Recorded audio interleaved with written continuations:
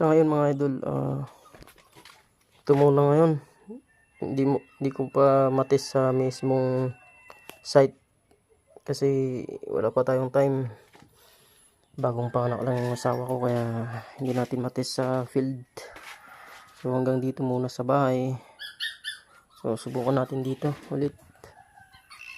Ano? Ayan. Na-detect niya yung wire sa mga 30 centimeters mula dito. Ayan.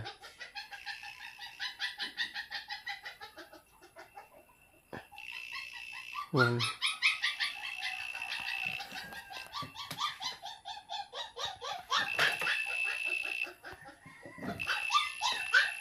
Ayan mga idol.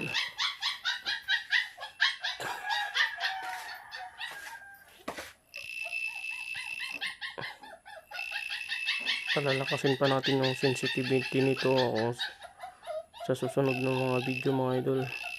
Ayan.